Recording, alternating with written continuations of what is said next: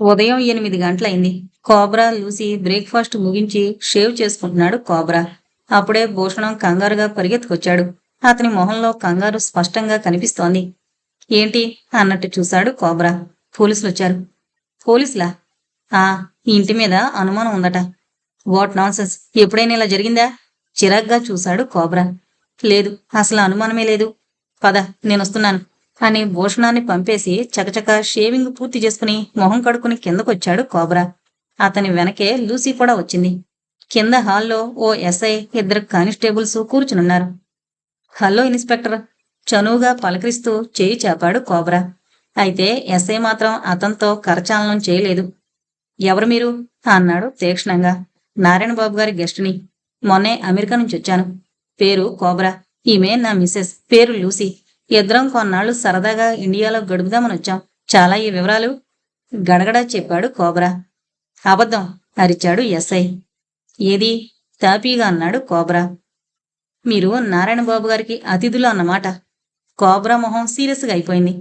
ఇంతకీ మీరెందుకొచ్చారు? అన్నాడు సూటిగా. నారాయణబాబు గారు ఇటీవల బయటికి రావడం లేదు.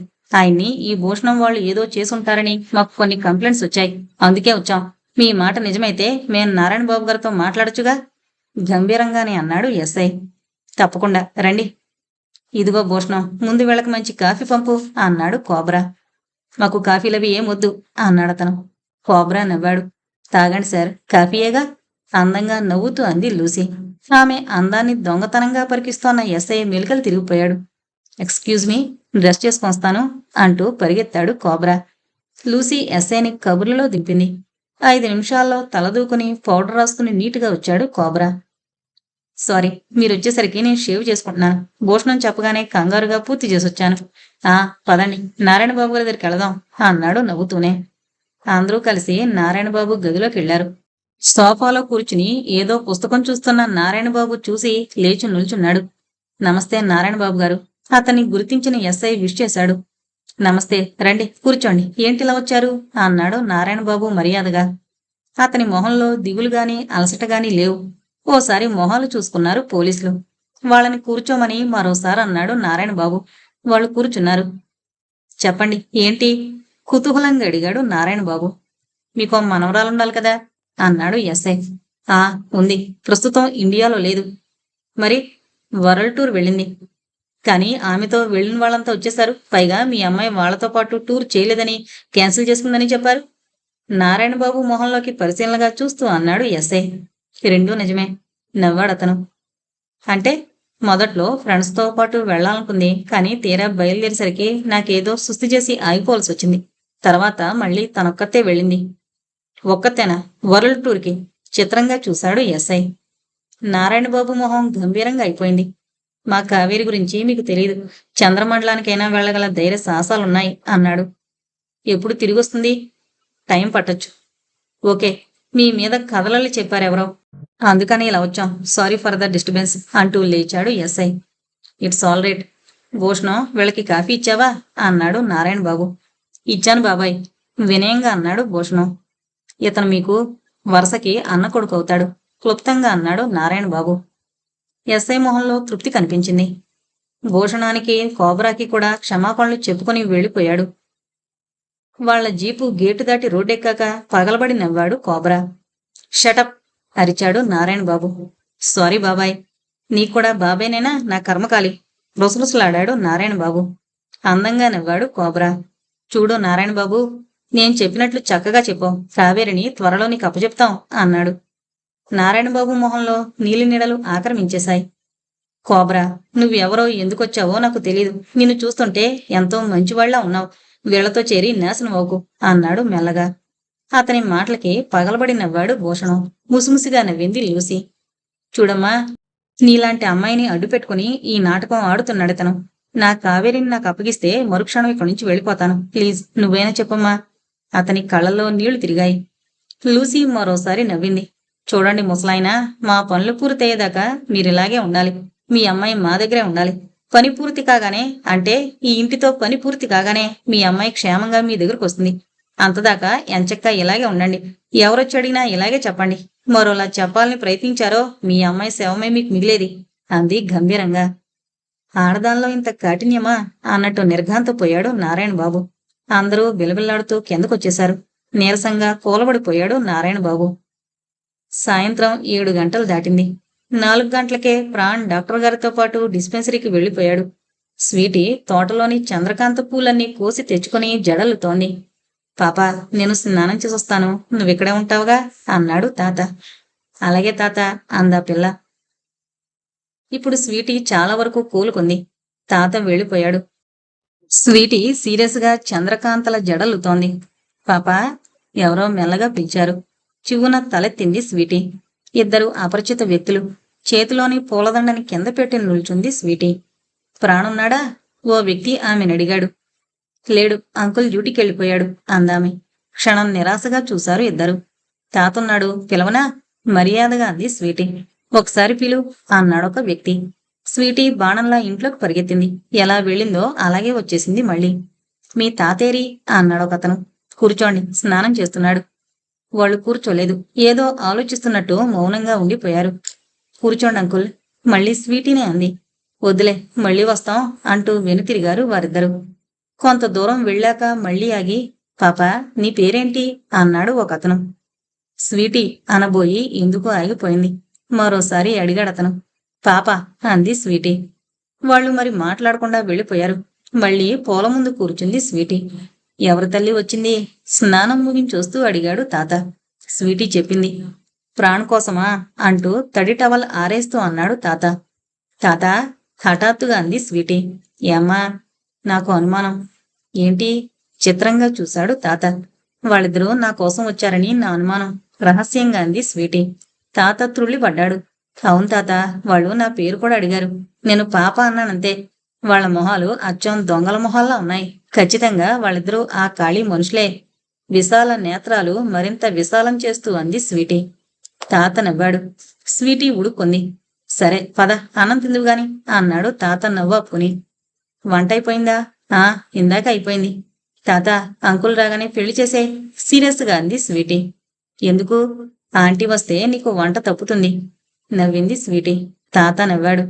అల్లిన చంద్రకాంతల దండ స్వీటీ తల్లో పెట్టి రా భోంచేద్దు గాని అన్నాడు. పాప అతనితో పాటు వంటింటికేసి నడిచింది. హాల్లో కూర్చుని బ్రాందీ సిప్ చేస్తున్నాడు కోబ్రా.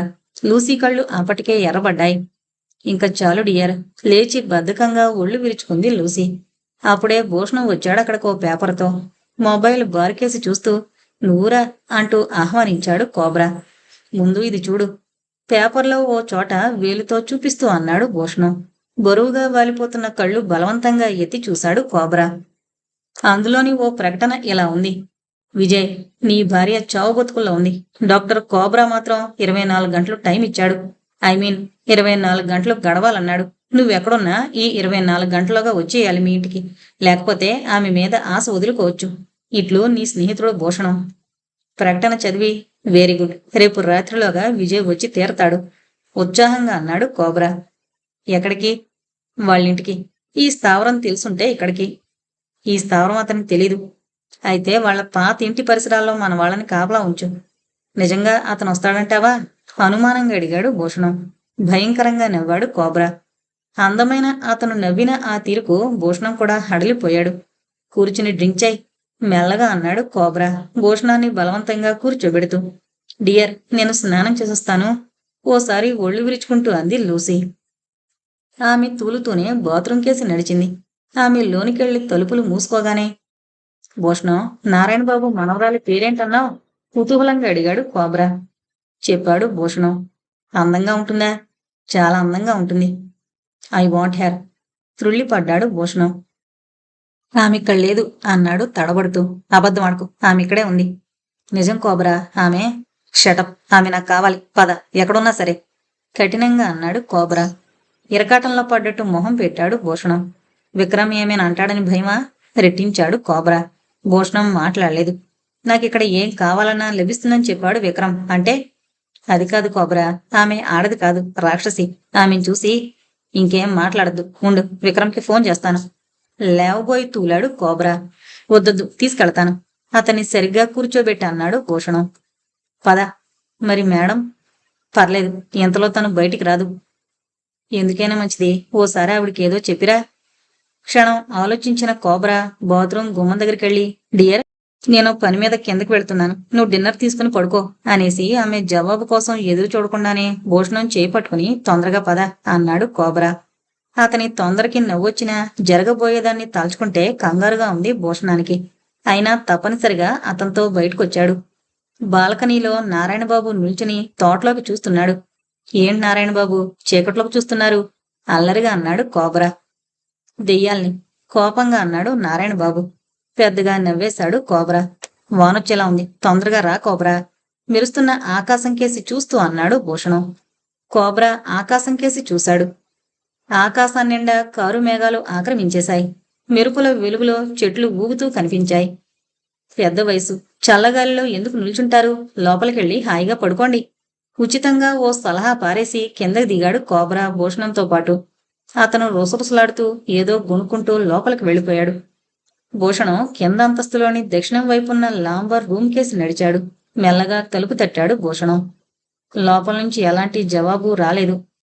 మరోసారి తట్టాడు తలుపుల్ని. ఎవరు? ఓ స్త్రీ గొంతు కర్కశంగా వినిపించింది. చూసావా, మాటే కొట్టినట్టుంది ఇంక మనిషి. ముందు తలుపు తీయమను అసహనంగా అన్నాడు కోబ్రా. మరోసారి తలుపులు బాదాడు భూషణం. తలుపు తీను, వెళ్ళిపో అరిచిందామె. భూషణం ఏదో అనబోయాడు. ష్ అన్నట్టు సైగ చేసి, మిస్ కావేరి తలుపు తీయండి మృదువుగా పిలిచాడు కోబ్రా. మీరెవరు? ఈసారి మాట సౌమ్యంగానే ఉంది. నా పేరు కోబ్రా, అమెరికా నుంచి వచ్చాను, మీ తాతగారి మాట మీద నమ్మకంగా అన్నాడు కోబ్రా. గబాల్న తలుపులు తెరుచుకున్నాయి. అప్పుడే కరెంటు ఫెయిల్ అయింది. మళ్లీ తలుపులు ముయ్యబోయింది కావేరి. అయితే కోబ్రా ముయ్యనివ్వలేదు. విసురుగా లోనికెళ్లి ఆమె చెయ్యందుకున్నాడు. వదులు గింజుకుందామె. అతను మరింత బిగించి పట్టుకున్నాడు. ఆమె అతని చేతిని గట్టిగా కొరికింది. అతను అప్రయత్నంగా కెవ్వు నరిచాడు. అదే సమయంలో తోటలోంచి ఒక భయంకరమైన చావుకేక వినిపించింది. కోబ్రా చెయ్యి అతనికి తెలియకుండానే పొట్టు సడలింది. మరుక్షణం శివంగిలా అతని మీద పడి బయటికి నెట్టి తలుపులు బిగించుకుంది కావేరి. జరిగింది తెలుసుకునేసరికి తిరిగి కరెంట్ వచ్చింది. నిర్ఘాంతపోయినట్టు నిల్చుండిపోయాడు భూషణం. కోబ్రా కళ్ళు ఎర్రబడ్డాయి. కావేరి కొరికించోట చేత్తో రాసుకుంటూ ఓసారి కాలితో తలుపు దడేళ్ల తన్ని విశ్వసా తన గదిలోకొచ్చాడు. మరోసారి కెవ్వుమని అరిచారెవరో. భూషణం, ముందా కేకేంటి చూడు అన్నాడు కోబ్రా చిరాగ్గా. లైట్లన్నీ వేసి భూషణం కిందకి పరిగెత్తాడు. ఓ చోట టొక్కున ఆగిపోయాడు. తోటలో ఉన్న ఉయ్యాల బల్ల ఎవరో ఊపుతున్నట్టు పెద్దగా ఊగుతోంది. క్షణం కొయ్యబారిపోయిన భూషణం తేరుకుని ఉయ్యాల బల్ల పట్టుకుని ఆపాడు. అప్పుడే స్విమ్మింగ్ పూల్లో ఎవరో దూకినట్టు పెద్ద చొప్పుడైంది. రిగున అటుకేసి పరిగెత్తాడు. అక్కడ ఎవరూ లేరు. ఎందుకో అతని గుండె జల్లుమంది. పెద్దగా ఉరిమింది ఆకాశం. త్రుళ్ళిపడి పైకి చూశాడు భూషణం. నల్లమొబ్బులు ఏనుగుల గుంపుల్లా పరిగెడుతున్నాయి. మెల్లగా వెనక్కి తిరిగాడు. ఈసారి మరీ బిగుసుకుపోయాడు. ఉయ్యాల ఇందాకటి కంటే వేగంగా ఊగుతోంది. తెలియని భయం ఒళ్లంతా ఆక్రమించేసింది. ఈసారి అటు కేసి వెళ్లడానికే బిరుకనిపించింది. అతని దృష్టిలో బక్కచిక్కిన రుద్రుడు మెదిలాడు. అవును, ఇదంతా వాడే చేస్తున్నాడు. రేపు వాడి సంగతి చూడాలి గట్టిగా అనుకుని భవంతికేసి నడిచాడు. హాల్లో అడుగు పెట్టగానే అతని గుండె మరోసారి ఆగినట్టయింది. హాల్లో వేలాడుతున్న షాండ్లియర్ వేగంగా ఊగుతోంది. ఎవరో ఊపుతున్నట్టు. ఉయ్యాల ఊపింది ముసలాడైతే మరి ఇది ఊపింది? చిత్రంగా అతని ఒళ్లంతా చెమట పట్టింది. అతనింకా తేరుకోకుండానే పైనుంచి కోబ్రా ఓ గావుకేక పెట్టాడు. తన భావాల్ని అవతలకు నెట్టి పైకి పరిగెత్తాడు భూషణం. కోబ్రా కోపంతో చిందులేస్తున్నాడు. ఏంటి కోబ్రా? అర్థం కానట్టు చూశాడు భూషణం. నాకు నిజం కావాలి గంభీరంగా అన్నాడు కోబ్రా. ఏంటి? నేనిక్కడికి రావడం నీకు ఇష్టం లేదు కదూ? చచ్చా, అదేం మాట కోబ్రా? కంగారు పడిపోయాడు భూషణం. నాకు జవాబు కావాలి. ప్రమాణపూర్తిగా చెప్తున్నాను. నువ్వు రావడం నాకు చాలా ఆనందంగా ఉంది. అంతేకాదు, నీ మూలంగా చేజారిపోతుందనుకున్న నిధి దొరుకుతుందన్న నమ్మకం కూడా ఉంది. ఎందుకలా అడిగావు?